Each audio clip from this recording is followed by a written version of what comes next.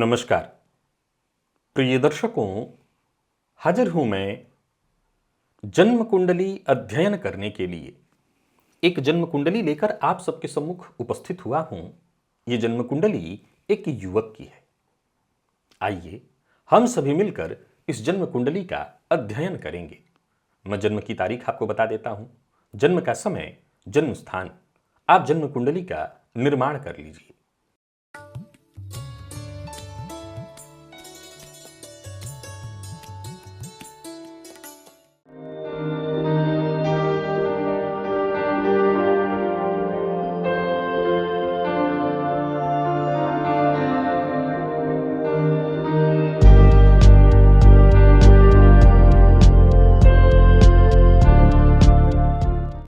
जन्म की तारीख है 7 दिसंबर 1989 1989 और जन्म का समय है प्रातः 8:15 का।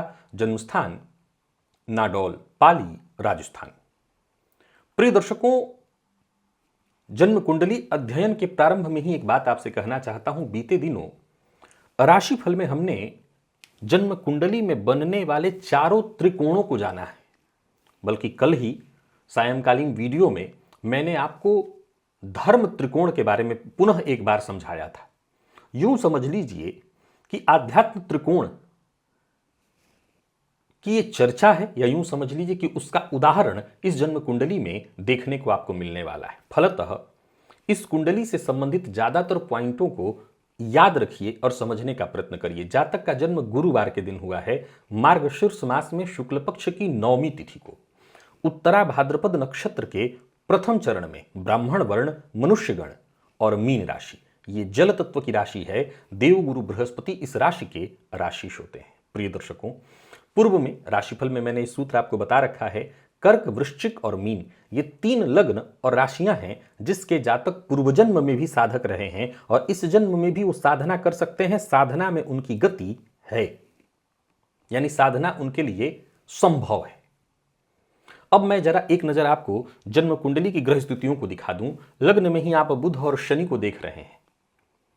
आपको याद होगा वैराग्य त्रिकोण से संबंधित एक चर्चा करके शनिदेव को 9वें भाव में मैंने बताया था आपको। यहां शनिदेव लग्न में बुध के साथ बैठे हैं, देवगुरु बृहस्पति सप्तम में। चंद्रमा की स्थिति को देखिए, चतुर्थ भाव में, मन के भाव में बैठे हुए हैं। और केतु कुंडली के अष्टम में, वर्तमान में केतु की ही दशा इनको चल रही है, जो कि 2023 के ही अक्टूबर से प्रारंभ हुई है। मंगल का संबंध लाभ भाव से है। चलित में एकमात्र अगर कोई परिवर्तन है तो ये मंगल ही हैं, जो 12वें का ही फल दे रहे हैं सूर्य के साथ। सूर्य जो कि आत्मा का कारक, वैराग्य त्रिकोण के 9वें में, यानी मोक्ष भाव जिसको कहते हैं हम, वहां पर। और राहु शुक्र की युति आप कुंडली के द्वितीय भाव में देख रहे हैं। प्रिय दर्शकों, मैं ज्यादातर समय और बाकी चीजों में नहीं लगाऊंगा, क्योंकि इनकी कुंडली में कोई ऐसा प्रश्न है भी नहीं जो है वो एक सरसरी निगाह में आपको मैं पढ़ के सुना देता हूं। इनके पहले प्रश्न को छोड़कर मैं इनके तीसरे और आखिरी के पॉइंट पर लेकर के आपको आ रहा हूं और फिर इनकी कुंडली को हम समझेंगे। इनका तीसरा नंबर पर पॉइंट इन्होंने लिखा है, व्यापार में लोग पैसा लगाने के लिए मेरे पीछे घूमते हैं। कैसा लगा आपको सुन के? कहीं ऐसा तो नहीं लग रहा कि एक 1989 के उस साल का जन्मा बच्चा फेंक रहा होगा? मुझे भी यही लग रहा है, फेंक रहा होगा। पर घबराइए मत, इस कुंडली में बहुत कुछ जानने और समझने को है। इन्होंने आगे लिखा है, पर मेरा मन नहीं करता कहीं उनका पैसा डूब न जाए। क्या पार्टनरशिप मेरे लिए है? इनका ये प्रश्न है। आगे मैं इनका जवाब दूंगा। परंतु अब हम कुंडली की तरफ चलें। इनके बारे में कुछ बातें आपको बताना चाहता हूं जो इन्होंने अंतिम में लिखा है। इन्होंने लिखा है कि 3 साल पहले गुरु इन्होंने बनाया, 2 साल से आध्यात्म की ओर अग्रसर हैं, 7 महीने से अन्न का भी त्याग करना बंद कर दिया है। अन्न का त्याग कर दिया, अन्न नहीं खा रहे हैं। और 2 महीने से चप्पल का भी त्याग कर दिया है। प्रिय दर्शकों, ये पॉइंट इसलिए मैंने आपके सम्मुख रखा। और अब पहले पॉइंट पर आइए। जब आप साधना के पथ पर आगे बढ़ते हैं तो आपने सुना होगा अष्ट सिद्धियों के बारे में। आपने सुना होगा कि जब ऋषि महर्षि तपस्या करने में रत होते थे तो तरह तरह की शक्तियां उनको रिझाने में लग जाती थी। ये कभी पहले की बात नहीं थी, अब की भी बात है। अब की भी बात है। अगर आप साधना के पथ पर अग्रसर होंगे तो निसंदेह ये छोटी शक्तियां जो हैं आपको अपनी ओर खींचना प्रारंभ कर देंगी, ताकि आप उस पथ से भटक जाएं। क्योंकि उस पथ पर जाने का मतलब है, जाहिर सी बात है कि जो व्यक्ति सर्वोत्कृष्ट पथ पर आगे बढ़ जाए, सर्वश्रेष्ठ चीज पाने को, परम पिता को ही पाने को आगे बढ़ जाए, तो ये सब छोटी बातें हो जाती हैं उसके लिए। तो ये चीजें प्रकृति देकर के आपकी परीक्षा लेना चाहता है कि कहीं इसी में उलझना है तो उलझ के अपना रुक जाओ। हालांकि ये एकदम से भगवा धारण कर लिए साधु नहीं है, लेकिन चप्पल का त्याग कर दिया है 1989 में जन्मा युवक। देखा जाए तो आज के इस परिवेश में युवक जहां बालों की कटिंग करा करके और हेयर स्टाइल चेंज करा करके कपड़े बदल करके घूम रहे हैं स्टाइल में, वहां अन्न और चप्पल का त्याग किया कुछ कारण तो होगा, है वो है वैराग्य का कारक लग्नगत ही है। प्रिय दर्शकों, इस जन्म कुंडली में बहुत से ऐसे पॉइंट है जिसे समझने की आवश्यकता है। एक और पॉइंट है, उसे भी मैं पढ़ के आपको सुना देता हूं, उससे ज्यादा अच्छा होगा कि सरसरी कुंडली को ही पहले इनको समझ लिया जाए। इन्होंने लिखा है कि वेस्ट बंगाल में पार्टनरशिप में आर्टिफिशियल ज्वेलरी में पॉलिश का जो है, प्लेटिंग्स का काम ये पिछले 6 महीने से कर, तो आगे इन्होंने लिखा है कि 20-22 साल से कर रहे हैं। पिछले 6 महीने से वो काम बंद 2 बार हो गया है, 2 बार बंद हो गया है, सफलता नहीं मिल रही है। इसी लाइन में 20-22 साल से संघर्ष कर रहे हैं, इनको सफलता नहीं मिल रही। और कमाल देखिए, देवगुरु बृहस्पति यानी आर्टिफिशियल ज्वेलरी, उस पर भी पॉलिश इत्यादि की बात है। आर्टिफिशियल ज्वेलरी की बात अगर करें तो शुक्र जाकर के कुंडली के द्वितीय भाव में बैठे हुए हैं। आपको मैं बता दूं कि अगर इनकी कुंडली में षडबल में देखा जाए तो सबसे बली ग्रह इनके शुक्र ही हैं, और देवगुरु बृहस्पति कहीं ना कहीं ज्वेलरी इत्यादि में, हालांकि उस सोने की ज्वेलरी पर गुरु का अधिकार होता है, पर फिर भी सप्तम में बैठ करके लग्न को देख रहे हैं। अब ये पूछ रहे हैं कि इसमें सफलता इनको नहीं मिल रही। आगे इनका जो प्रश्न है कि मुंबई या गुजरात में व्यापार करने की इच्छा है, पार्टनरशिप में करूं या अकेले, क्या वहां सफलता मिलेगी या फिर मुझे कोई नौकरी करनी चाहिए, क्या जन्म स्थान के पास व्यापार कर सकते हैं। स्वदेशपति कुंडली के सप्तम में, विदेशपति कुंडली के लाभ में और परमानेंट विदेशपति चतुर्थ में, तो एक बात तो तय हो गई कि स्वदेश के करीब रहना बहुत अच्छा नहीं है आपके लिए, तो जन्म स्थान से दूर जाना बेहतर होगा। आपने मुंबई और गुजरात कहा है, अब जरा देख लीजिएगा कि आपके नाडोल यानी राजस्थान से ये मुंबई और गुजरात किस दिशा में है। आप अपनी कुंडली के हिसाब से पश्चिम दिशा छोड़कर तीनों ही दिशाओं में जा सकते हैं। मेरे ख्याल से शायद दक्षिण में पड़ना चाहिए, एक बार देख लीजिएगा। अगर दक्षिण में पड़ता है ये जगह तो आपके लिए बनता है। आप पश्चिम छोड़ के तीनों ही दिशाओं में जा सकते हैं, बड़े प्रेम से जाइए। रही बात पार्टनरशिप, पार्टनर भाव का मालिक आपकी कुंडली में जाकर के लग्न में बैठकर के सप्तम भाव को देख रहा है। पार्टनर भाव में देवगुरु बृहस्पति हैं, शनि की दृष्टि भी पड़ रही है। देखिए, वैसे तो आप धनु लग्न के हैं, धनु लग्न के जातकों में महत्वाकांक्षा होती है, लेकिन आप मनुष्य गण के हैं, सामंजस्य करने की क्षमता आपके अंदर पर्याप्त है, इसमें कहीं कोई दो मत नहीं कि मनुष्य गण होने के चलते आप सामंजस्य कर लेंगे। लेकिन शनिदेव की दृष्टि सप्तम पर होने से पार्टनरशिप में भी कहीं ना कहीं थोड़ी परेशानी आएगी।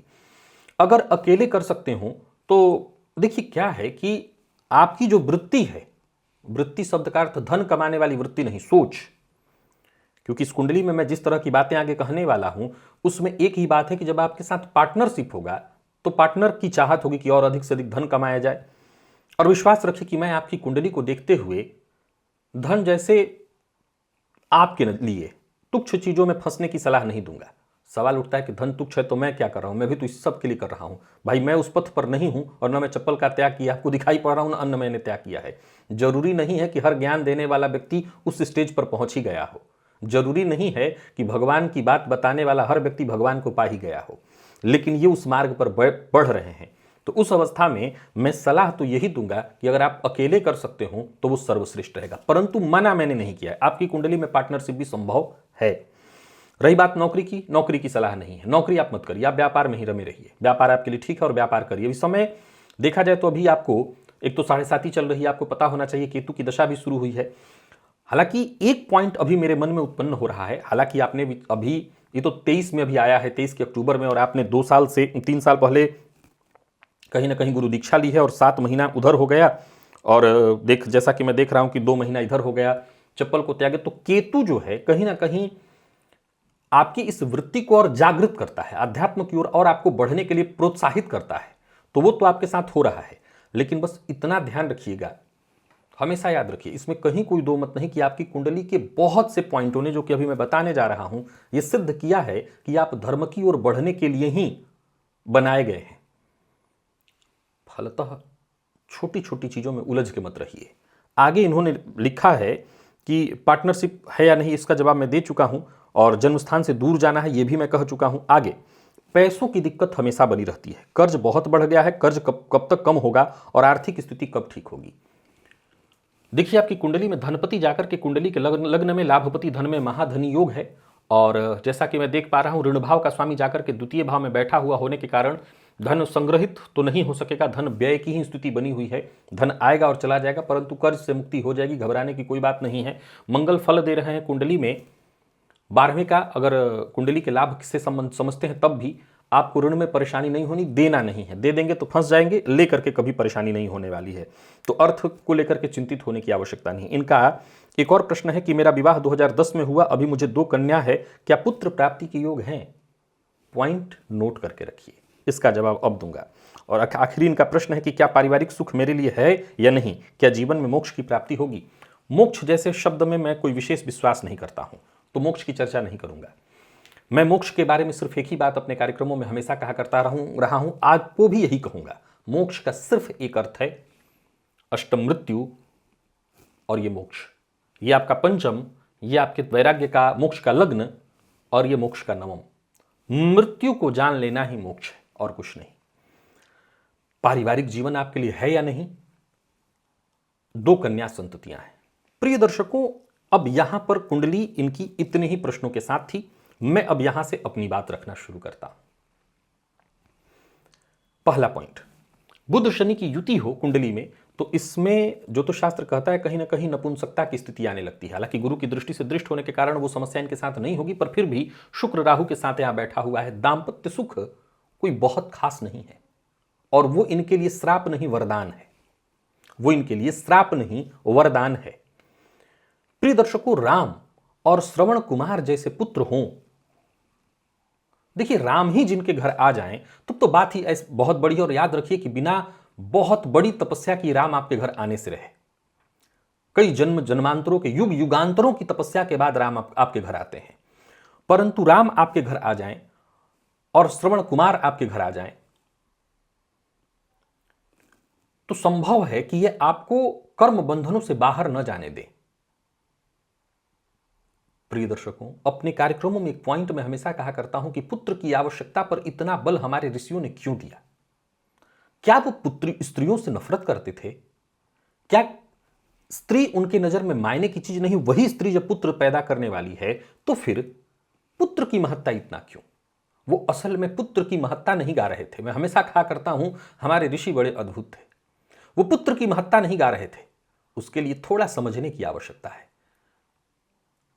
इस मोह से बाहर निकालने के लिए पुत्र इसलिए आवश्यक हो जाता है कि जब वो पग पग पर बेइज्जत करेगा, जब उसके व्यवहार उसके कार्य से आपका दिल मन टूटेगा, दुखित होगा, तो आपका मोह भंग होगा। आपको पता है, मृत्यु के पश्चात जब व्यक्ति को चिता पर जलाया जाता है तो अंतिम में जब जल जाने के पश्चात ये माथा वाला जो हिस्सा होता है, सर बहुत हार्ड जल्दी नहीं जलता, तो इसको जलाने वाले जो लोग होते कहते हैं बांस से इसको मार के तोड़ो, उसमें एक प्राण बाकी रहता है, वो वायु बची रहती है, फंसी रहती है। मरने के पश्चात ये दिखाया जाता है, देखो तुम्हारी क्या गति कराई जा रही हो, किससे? बेटे के हाथों, मारो इसको, मार के फोड़ो। तो जो कहीं अंदर प्रेम बचा रहता था, पुत्र मोह बचा रहता था, उससे बाहर निकलवाया जाता है। आपको 2 कन्याएं हैं, ये भी परमात्मा का एक इशारा है आपके लिए। हालांकि अब समय बदल गया है, अब इस कन्याएं भी पिता माता के साथ रहने लगी हैं, लेकिन अगर देखें तो सनातन संस्कृति तो यही रही कि कन्याएं विदा होकर के अपने घर चली जाती हैं। इसके बाद कोई जिम्मेदारी नहीं, कोई जिम्मेदारी नहीं, सिर्फ एक जिम्मेदारी, परम पिता की शरण में चले चलिए, ध्यान में लगिए, साधना में लगिए, आप जिस चीज के लिए बनाए गए हैं। आपकी कुंडली में जरा नजर डालिए, यह है वैराग्य त्रिकोण का लग्न, जहां पर मीन राशि बनी हुई है और वहीं पर बैठे हैं चंद्रमा। चंद्रमा जो कि मन है और दिग्बली होकर के बैठा है। और सुनिए, यह है वैराग्य त्रिकोण का पंचम, जो कि चंद्रमा की राशि है, और जहां केतु जो कि मोक्ष के कारक होकर के बैठे हुए हैं, और यह है वैराग्य त्रिकोण का द्वादश नवम, जहां सूर्य आत्मा के कारक होकर के बैठे हैं। आपकी कुंडली वैराग्य के क्षेत्र में, साधना के क्षेत्र में। अच्छा, एक और बात आपको बताना चाहता हूं, वैराग्य और साधना भी अलग अलग चीजें हैं। जरूरी नहीं है कि हर विरागी को साधना में ही मस्ती आ जाए। कुछ विरागी ऐसे भी हैं कि जो अपने में ही मस्त, उनको परमात्मा भी नहीं चाहिए। तो वैराग्य और साधना भी अलग अलग ही चीजें हैं, पर फिर भी आपके अंदर वैराग्य की चीजें अगर उत्पन्न, देखिए याद रखिए, त्याग ये स्टेप है, सीढ़ी बाई सीढ़ी। मैं ये भी नहीं कहूंगा, आप विश्वास रखिए कि अभी मैं आपको ये सलाह कतई नहीं दूंगा कि आप खाना छोड़ दीजिए या चप्पल छोड़ दीजिए। हां, ये आपने किया, ये बहुत बड़ी बात है।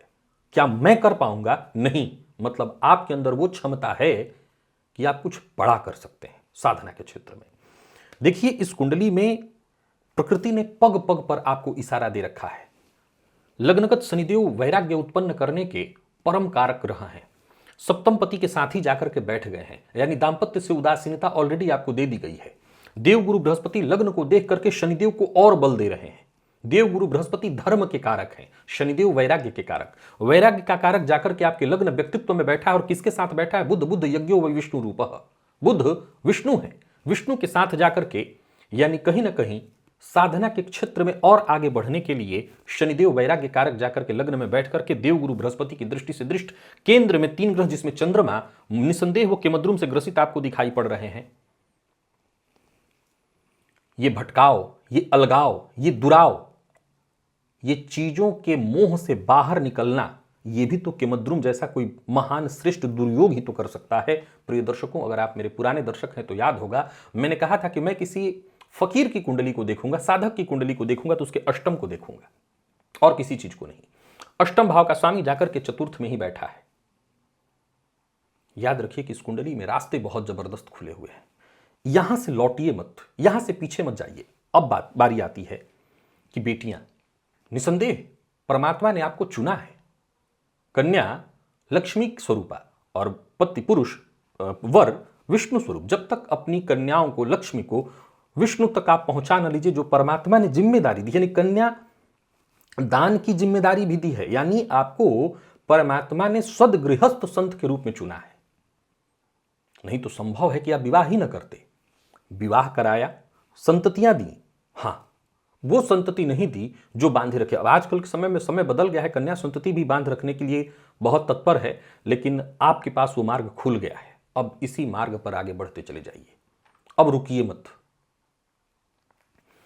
जितना आपको धन चाहिए, जैसा आपको धन चाहिए, उतना धन आता रहेगा। महाधन योग होने का मतलब ही क्या है? प्रिय दर्शकों, मैं आज तक ज्यादातर चार्ट कुंडलियों में विंसांश चक्र, उपासना जिससे विचार किया जाता है, उसका जिक्र नहीं किया करता। मैं आइए इनके लिए आपको आपके सम्मुख उसका भी जिक्र कर देता हूं। इनका विंसांश अगर आप जाकर के देखते हैं तो वृश्चिक लग्न का बनता है वो। वहां पर सूर्य बैठे हैं चतुर्थ में, शुक्र बैठे हैं अष्टम में, और द्वादशपति बनकर के अष्टम में बैठे हैं। लग्न पर वहां भी देवगुरु बृहस्पति की दृष्टि पड़ रही है। याद रखिए कि चाहे वो आपका जन्मांक हो, विंसांश हो, जहां भी नजर मेरी पड़ रही है, हर जगह एक ही पॉइंट इस कुंडली में निकल करके आ रहा है, साधना। आपके दांपत्य जीवन की भी यदि बात करें तो शनिदेव की दृष्टि सप्तम पर, नवांश में अगर देखें तो शनिदेव सप्तम को देख रहे हैं और मंगल को देख रहे हैं, जो सप्तम पति बन रहे हैं, यानी दांपत्य को भी बहुत सुखद वो नहीं रहने देंगे। वैसे तो आप मनुष्य गण के हैं, किसी भी परिस्थिति में सामंजस्य कर लेंगे। आपने मुझसे प्रारंभ में पूछा था काम बदल दूं, नहीं, आप जो काम कर रहे हैं इसी काम में लगे रहिए, इसी काम में आपको सफलता मिलेगी। जन्मस्थान का त्याग करिए, जगह चेंज करिए। आपने मुंबई और गुजरात मुझसे पूछा, मैंने कहा जन्मस्थान से आप पश्चिम छोड़ बाकी दिशाओं में जा सकते हैं, आपको जो जगह मिल जाए चले जाइए। देखिए, इतना धन अर्जित करना जरूरी है जिससे आप अपने परिवार, जो आपके आश्रित हैं, साधक वो नहीं है जो साधना करने के लिए सब कुछ छोड़ दे। साधक वो है जो इस कर्म क्षेत्र में रहते हुए अपनी जिम्मेदारियों को पूर्ण करते हुए साधना में लगा रहे। प्रायः लोग जब अपने कर्म क्षेत्र में, जब उनके ऊपर जिम्मेदारियों का बोझ बढ़ता और पड़ता है तो वो साधना से विमुख होने लगते हैं, विरक्त होने लगते हैं। लेकिन साधक असल वही है जो इस मोह माया के क्षेत्र में रहते हुए और तब साधना करे, वही श्रेष्ठ साधक है, वही परीक्षा की घड़ी में सफल है। आज की परीक्षा यही है। अब आज के नाम, परीक्षा के नाम पर दूसरा कोई मेनका और उर्वशी नहीं आ रही हैं, यही वो मेनका और उर्वशी हैं। इन्होंने जो प्रश्न लिखा है कि लोग मेरे पैसे पीछे पैसा लगाने के लिए घूमते हैं, ये झूठ नहीं हो सकता। क्योंकि अगर आप साधना के क्षेत्र में आगे बढ़ें तो लोग आपके पीछे आने लगे, पैसा आपके पीछे आने लगे, ये बहुत छोटी बात है। तो इसमें कोई बड़ी आश्चर्य की बात नहीं है। मैं जानता हूं, मिला हूं, देखा हूं, इसलिए मैं जानता हूं ये बहुत छोटी बात, ये झूठ नहीं बोल रहे हैं, सत्य बोल रहे हैं। और फिर भी मन में ये विचार उत्पन्न होना कि लोगों का डुबा न दूं, लोगों का नुकसान न कर दूं, ये तय करता है कि आपके अंदर जागृति बाकी है। देखा जाए तो आपकी कुंडली में धन त्रिकोण को अगर देखें आप, तो धन त्रिकोण में द्वितीय भाव में शुक्र राहु की युति होने के चलते ये आपका पूर्व जन्म है। यूं समझ लीजिए कि पूर्व जन्म में इतना आपने बना रखा है कि उस धन से आपका सारा काम बन जाएगा। धन के चलते आपका कुछ रुकने वाला नहीं। कर्ज या जो भी परेशानियां हैं, बस यूं समझ लीजिए परीक्षा की घड़ी है। एक साधक के जीवन में भी परीक्षा की घड़ी आती है, और मैं बता दूं कि आम लोगों से कहीं ज्यादा खतरनाक और कठिन आती है। एक कठिन परीक्षा की घड़ी है, लेकिन इस परीक्षा की घड़ी में अगर खड़े रहे, डिगे नहीं, तो विश्वास करिए कि आपके लिए बाकी आगे सब कुछ सहज और सरल है। मनुष्यगण के हैं, यह एक बहुत बड़ी बात है आपका मनुष्यगण का होना। आपके मनुष्यगण के होने में भी आपके साधक होने की क्षमता बाकी है, क्षमता छुपी हुई है कि अगर आप मनुष्यगण के हैं तो चीजों को सहेंगे। एक साधक को सहनशील होना चाहिए, आप वो हैं। लग्न पर नजर डालिए तो ये धनु लग्न देवगुरु बृहस्पति से प्रभावित हैं पूरी तरह से। प्रिय दर्शकों, इनके काम त्रिकोण पर एक नजर आपको जरूर डाल लेना चाहिए। इनके काम त्रिकोण के सप्तम में सप्तम में यानी कि लग्न में गुरु, पंचम में यानी कि एकादश भाव जो होता है वहां पर मंगल, जो कि फल दे रहे हैं द्वादश का, और तृतीय में कोई नहीं, शनिदेव उसके स्वामी बनकर के लग्न में बैठ गए हैं। और वो देव गुरु बृहस्पति की दृष्टि से दृष्ट देव गुरु बृहस्पति वक्र अवस्था में है तो आर्द्रा नक्षत्र में, लेकिन लग्न को देख रहे हैं। और दोनों जो काम है, काम के भाव पर धर्म ध्वजा देव गुरु बृहस्पति के रूप में, जरा ये भी पॉइंट समझिएगा कि काम त्रिकोण पर देव गुरु ने अपना आधिपत्य कर लिया, धर्म त्रिकोण में शनिदेव चले गए, और वैराग्य त्रिकोण का जो देखा जाए तो मुख्य ग्रह माना जाएगा चंद्रमा को, क्योंकि चतुर्थ भाव का मूल स्वामी चंद्रमा ही है, वो अपने ही घर में बैठा है। धन त्रिकोण के पास इतनी क्षमता है कि धन आ जाएगा। केतु की दशा का अपना काम है, केतु अपने हिसाब से इनको आगे लेके जा रहे हैं। मेरे हिसाब से इस कुंडली को मैं कोई विशेष उपाय नहीं बताऊंगा। आपने गुरु दीक्षा ले ली है, देखिए गुरु कोई शरीर नहीं होता, गुरु कोई मंत्र का स्वरूप नहीं होता। जहां कामनाएं होती हैं वहां गुरु से लिए मंत्र में यह देखा जाता है कि इससे क्या लाभ।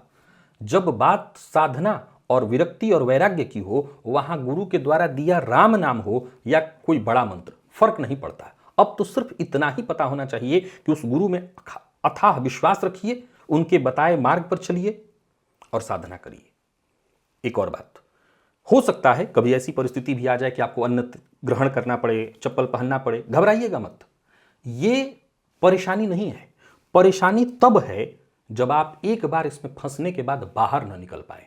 ये क्षमता अगर आपके अंदर है कि आपने आज त्याग किया और कल भी आप त्याग कर सकते हैं, तो जरूरत पड़ने पर पहन लेना, ये कोई बुराई नहीं है। याद रखिएगा, धर्म के भी बड़े गजब के मायने हैं।